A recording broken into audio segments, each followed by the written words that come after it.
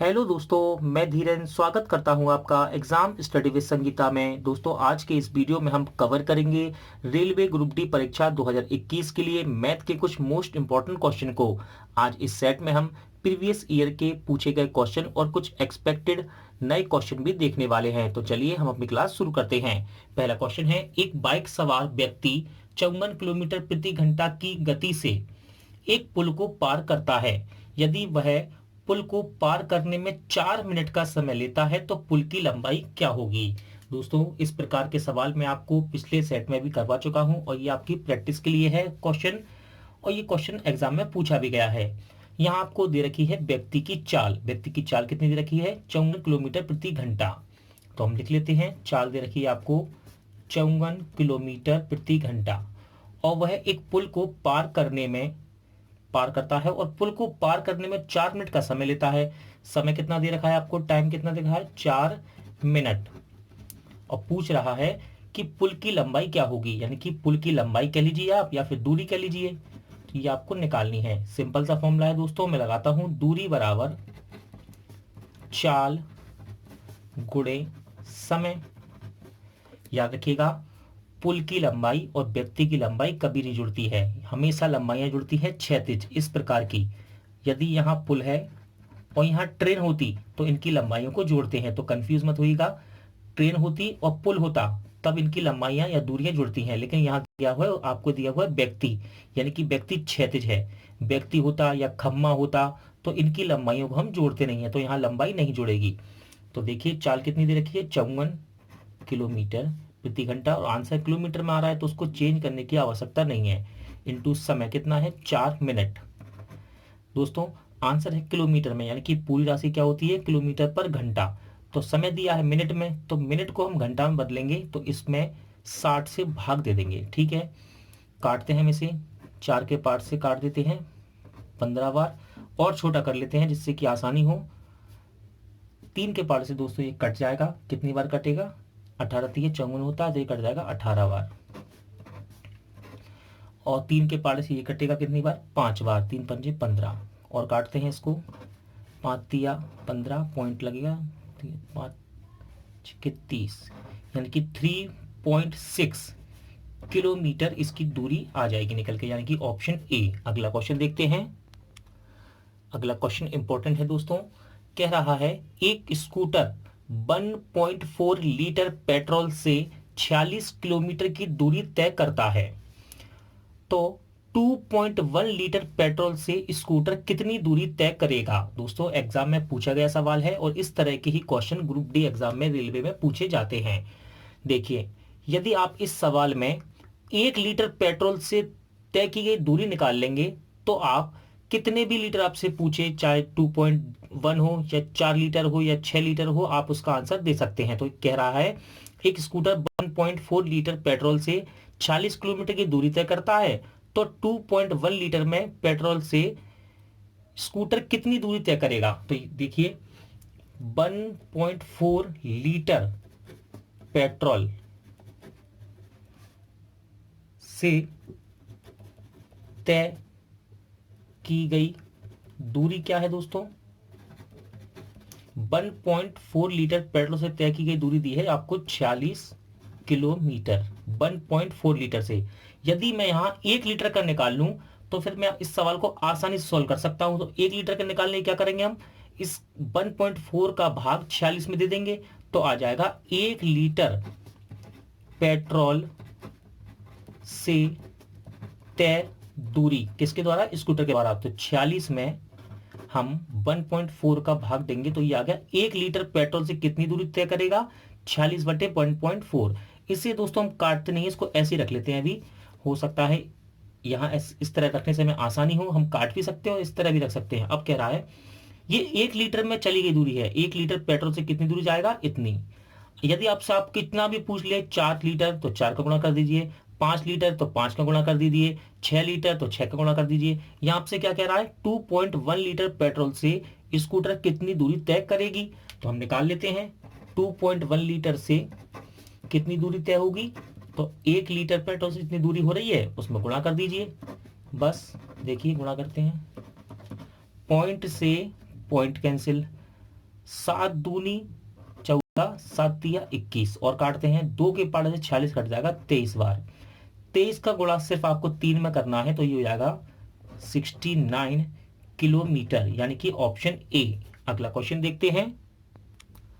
अगला क्वेश्चन है दोस्तों, समय काल से लिया गया है। क्वेश्चन कह रहा है 500 व्यक्ति एक छावनी में 24 दिन के लिए भोजन था, यानी कि 500 व्यक्तियों के लिए एक छावनी है, उसमें 24 दिन का भोजन था। फिर कह रहा है 300 व्यक्तियों का एक और जत्था, यानी कि 300 व्यक्तियों का एक समूह कह सकते हैं आप, यहां पहुंच जाता है, मतलब इन्हीं व्यक्तियों की छावनी में आ जाता है। अब भोजन कितने दिन चल पाएगा? तो दोस्तों इस प्रकार के सवाल एग्जाम में पूछे जाते हैं, याद रखिएगा। और ये क्वेश्चन भी एग्जाम में पूछा गया है। इस प्रकार का सवाल जब भी आपको दिखाई दे तो मैं आपको कई बार समझाता हूं कि इसे आप एमडीएच विधि से करेंगे तो आपके लिए काफी आसान रहेगा। देखिए, और कई बार बताता हूं मैं, और जो बच्चे नए हैं उन्हें भी समझ में आए इसलिए दोबारा बताता हूं। MDH/W बराबर MDH/W, ये कंडीशन 1 के लिए, ये 2 के लिए। M मैन यानी कि आदमी, डे दिन, H आवर यानी कि घंटे, और W मतलब कार। देखिए यहां सवाल क्या कह रहा है। पहली कंडीशन है 500 व्यक्ति की एक छावनी में 24 दिन का भोजन था, तो व्यक्ति कितने हैं? 500 रख देते हैं हम 500।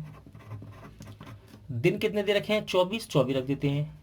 तो दोस्तों इनका काम ही तो है, क्या काम है कि ये इनका काम क्या दे रखा है आपको, एक तरह से ये भोजन को समाप्त कर रहे हैं। 500 व्यक्ति 24 दिन में एक भोजन समाप्त कर रहे हैं, यानी कि इनका काम है। यदि आपको काम समझना है तो आप एक भी लिख सकते हैं, क्लियर ना दिया हो तो ठीक है। बराबर फिर कह रहा है 300 व्यक्तियों का एक जत्था और आ गया, यानी कि इसी समूह में 300 व्यक्ति और आ गए, तो टोटल कितने हो जाएंगे? टोटल हो जाएंगे 800। ध्यान रखिएगा, 300 व्यक्ति और आ गए, ठीक है। तो 300 इसमें और जुड़ेंगे 500 में, टोटल कितने हो जाएंगे? 800 व्यक्ति। फिर कह रहा है अब भोजन कितने दिन चल पाएगा, तो मैं गुणे में दिन को लिख लेता हूं x, या आप डी भी लिख सकते हैं। और काम क्या है उनका? वही 1, ठीक है। इसको सॉल्व करते हैं, बराबर में है तो 2 जीरो से 2 जीरो कैंसिल हो जाएंगी, 8 के पार से 24 कट जाएगा, 8 तिया 24, 5 का गुणा 3 में हो जाएगा दोस्तों, ये हो गया 15, बराबर में कितना? x। तो x की वैल्यू कितनी आ गई, जो कि हमने दिन माने थे, कितनी? 15, यानी कि ऑप्शन डी। अगला क्वेश्चन देखते हैं। नेक्स्ट क्वेश्चन है आयु से लिया गया है दोस्तों, और ये क्वेश्चन एग्जाम में पूछा भी गया है। देखिए सवाल क्या कह रहा है, राम के पिता की आयु उसकी आयु का, यानी कि राम की आयु का 3 गुना है। 9 वर्ष पहले राम के पिता की आयु उसकी आयु का 6 गुना थी, तो राम की वर्तमान आयु कितनी होगी? दोस्तों इस प्रकार के क्वेश्चन को यदि आप बेसिक से करेंगे तो कभी भी ये सवाल गलत नहीं होते हैं एग्जाम में। देखिए राम के पिता हैं और राम है, तो हम लिख लेते हैं, ये रहा पिताजी और ये है राम। कह रहा है राम के पिता की आयु। देखिए लैंग्वेज का खेल है दोस्तों इस प्रकार का सवाल में, अगर यदि आपने भाषा पकड़ ली तो सवाल बहुत ही आसान हो जाते हैं। देखिए राम के पिता की आयु, पिता की आयु किसकी? पिता की आयु उसकी आयु का, यानी कि राम की आयु का 3 गुना है, तो राम की मान लेते हैं हम x और पिता की हो गई 3x, ये आपको दे रखी है अनुपात में। देखिए फिर से देखिए, राम के पिता की आयु, राम के पिता, ये रहे राम के पिता, राम के पिता की आयु राम की आयु का 3 गुना है, तो राम को x मान लिया और पिता को 3x। और यार हमेशा याद रखिएगा है, यानी कि बात हो रही है वर्तमान की, किसकी? वर्तमान की बात कर रहा है, प्रेजेंट की बात हो रही है, ठीक है। फिर कह रहा है 9 वर्ष पहले, यानी कि आज की उम्र से 9 वर्ष पहले, हम 9 वर्ष पहले जाएंगे। 9 वर्ष पहले राम के पिता की आयु उसकी आयु का, यानी कि राम की आयु का 6 गुना थी। फिर से देखिए 9 वर्ष पहले, तो हम 9 वर्ष पहले जाएंगे तो 9 इसमें से कम कर देंगे और 9 इस राम की उम्र में से भी 9 कम कर देंगे, तो ये कब की उम्र है? 9 वर्ष पहले की उम्र है ये, ठीक है। 9 वर्ष पहले की उम्र का अनुपात है। देखिए क्या कह रहा है, 9 वर्ष पहले राम के पिता की आयु, ये रही राम के पिता की आयु उसकी आयु का, यानी कि राम की आयु का 6 गुना थी, तो ये तो 6 गुना थी, इसे बराबर करने के लिए हम अपोजिट वाले में 6 गुना करेंगे। याद रखिएगा, राम के पिता की आयु तो 6 गुना थी, बराबर करने के लिए हम अपोजिट वाले को, यानी कि दूसरे को हम 6 गुना करते हैं, तो हम कर देते हैं इसे 3x - 9 बराबर, गुणा करेंगे इसको, करते 6 गुना। सोल्व करते हैं, 3x - 9 से इसका इसमें गुणा हो जाएगा, 6x, 6 नारे 54। x वाली वैल्यू की तरफ कर लेते हैं, इसको हम यहाँ लाएंगे बराबर के, तो माइनस का हो जाएगा 3x और इसमें से घट जाएगा तो ये घट के कितना आएगा 3x। इस 54 को बराबर किस तरफ लेके आएंगे तो प्लस का हो जाएगा, प्लस का 54 और माइनस का 9, तो ये कितना हो जाएगा 45। सोल्व करते हैं, ये कट गया, x का मान कितना आ गया 15। आपसे पूछ क्या रहा है दोस्तों, आपसे पूछ रहा है राम की वर्तमान आयु कितनी है। तो ये रहा राम और ये है इसकी वर्तमान आयु, इसलिए मैंने यहाँ लिखा था जिससे कि एग्जाम में जल्दबाजी में यहाँ ना रख दें कहीं हम।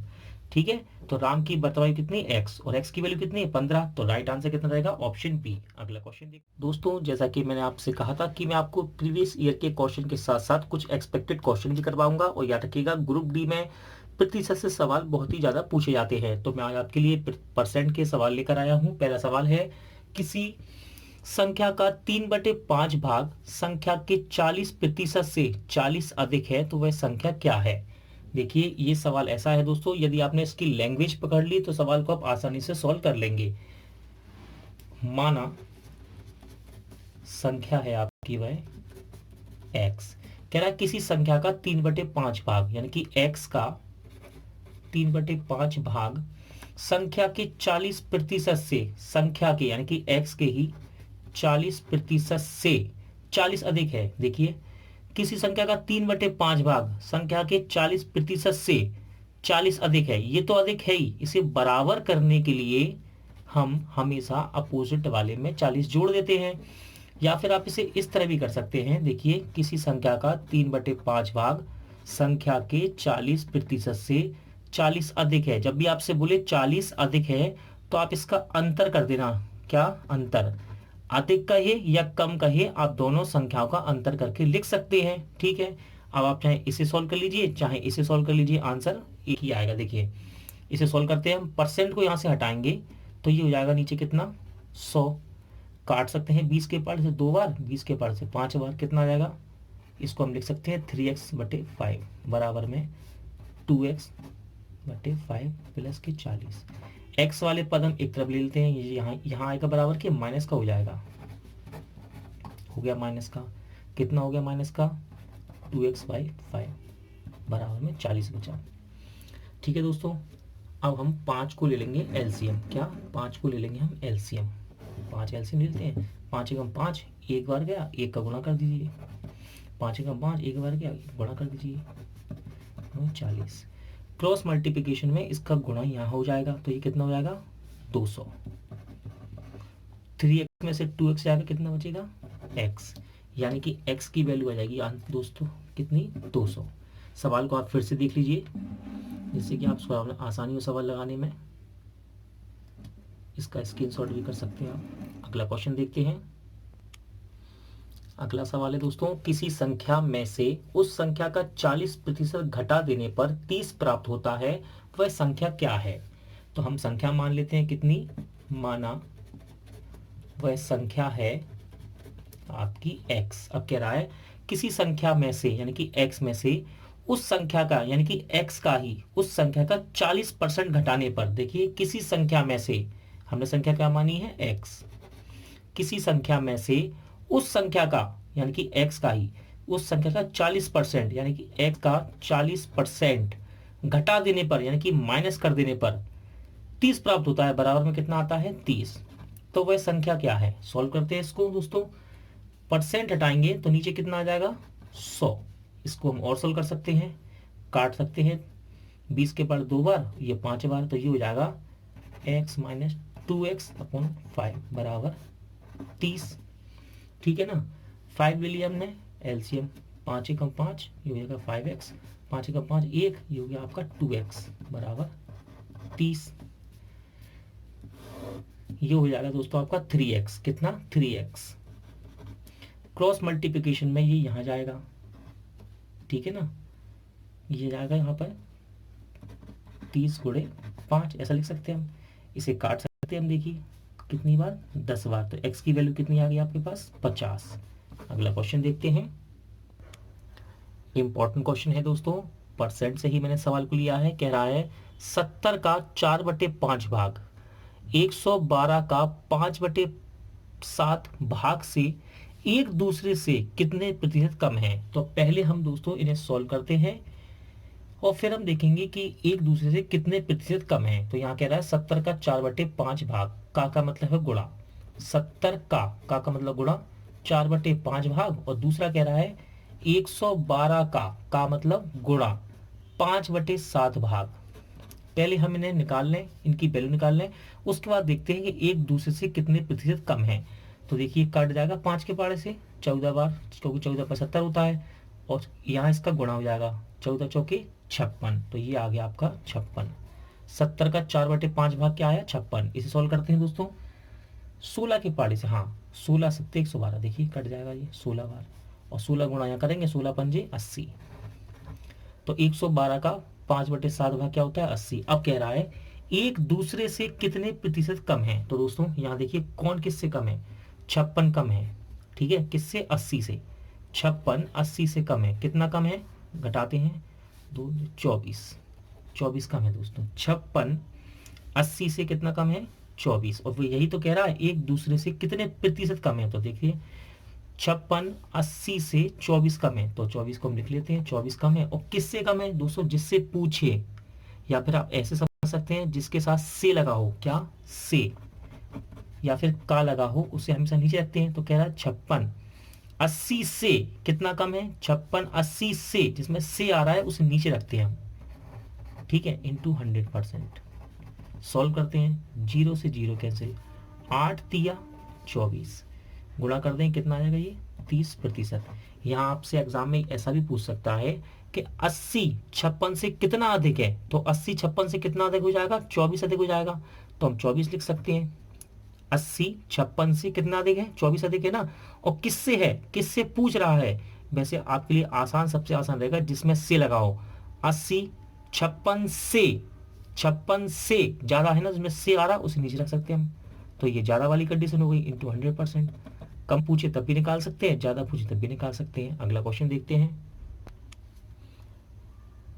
इसका सही आंसर रहेगा दोस्तों परसेंट लगा हुआ है 30%। अगला देखते हैं क्वेश्चन नंबर 8 कह रहा है क्वेश्चन मार्क, यहाँ पर हम एक्स लिख सकते हैं, का 165% बराबर 110 गुणे 5 माइनस 220 है, तो इसको सॉल्व करना है दोस्तों।